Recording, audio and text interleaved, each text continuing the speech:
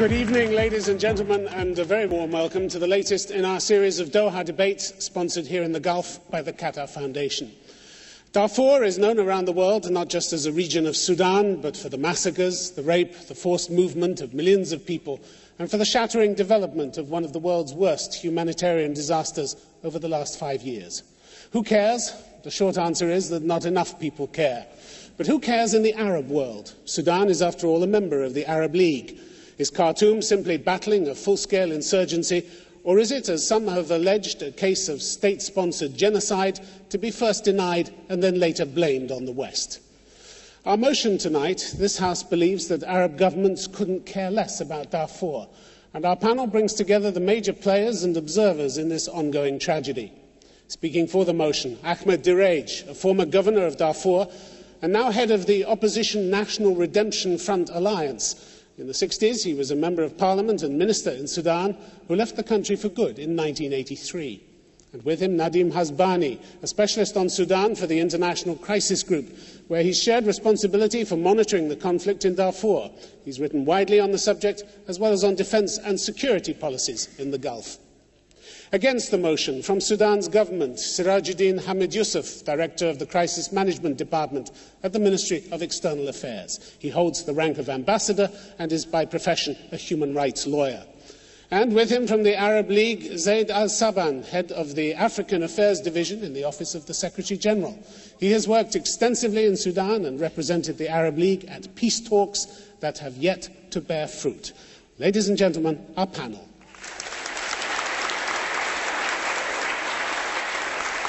And now let me please ask Ahmed Direj to speak first for the motion. Thank you very much. I want to move that our Arab brothers, their participation or their role in the problems of Darfur has, to say the least, minimal, if not absent. Maybe because of lack of information, correct information. Maybe because we in the third world and the Arab world have not yet digested the idea of unity in diversity. Maybe that in the Arab world, traditionally, we used to think of people who are black as slaves. Maybe that also in our tradition, we used to not to understand the concept of Arabism. Is it ethnic or is it cultural? It's also very important to understand this. Having said so, I hope that we will provoke you to ask questions, and then we'll be able to answer the questions. Thank you. Ahmed Direj, thank you very much indeed. If Arab governments don't care about Darfur, why the spate of Arab initiatives that we've seen in recent years? In fact, in 2005, the UN was complaining there were more initiatives from different countries that the rebel movement was taken by Eritrea when they invited all the Sudanese combatants and the Sudanese opposition to meet in Asmara and prepare a declaration of principles to solve the whole problems of the Sudan, and the problems would have been solved. Are you saying this wasn't a relevant initiative, then? Sorry?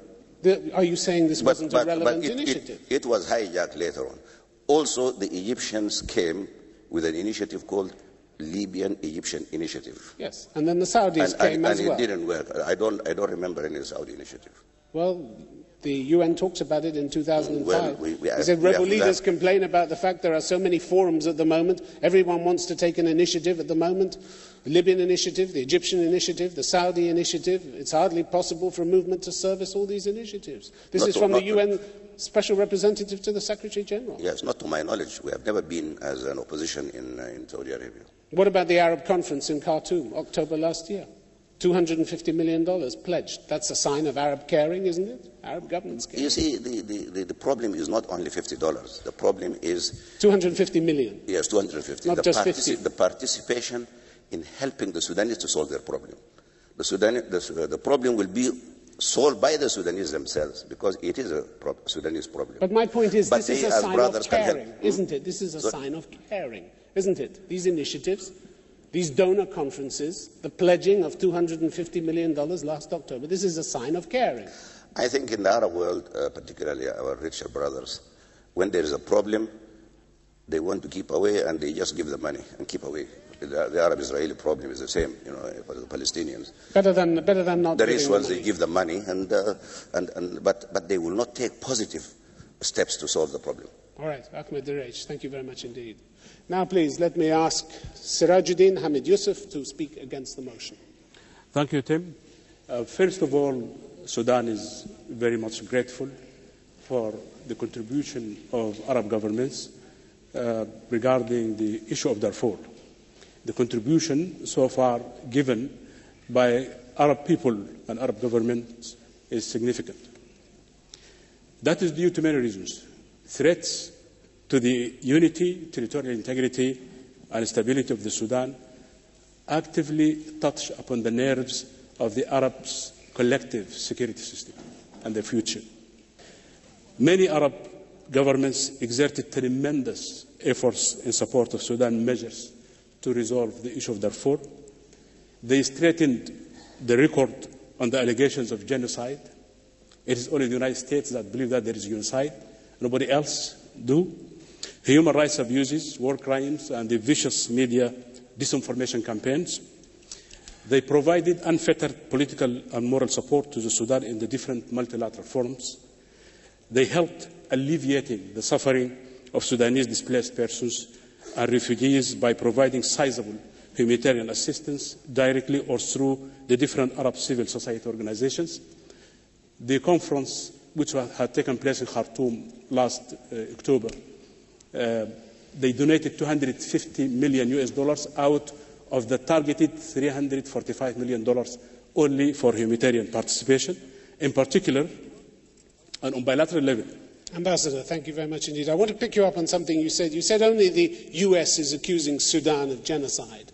Maybe that is strictly true, but in March last year we had a report commissioned by the Human Rights Council at the United Nations, which found the Sudanese government had orchestrated and taken part in large-scale international crimes in Darfur. The Sudanese government, it said, was responsible for waging a ruthless campaign resulting in war crimes and human rights abuses. How do you answer that? Well, we all know that human rights reports, they can pinpoint, they can point fingers to the problem, but they cannot form a credible basis upon which you... But this was a very credible committee. This was led by Nobel Peace Laureate Jody Williams. It talked about the principal pattern is one of a violent counterinsurgency campaign waged by the government of Sudan in concert with the Janjaweed militia and targeting mostly civilians. Yeah, but whatever this is not just finger-pointing.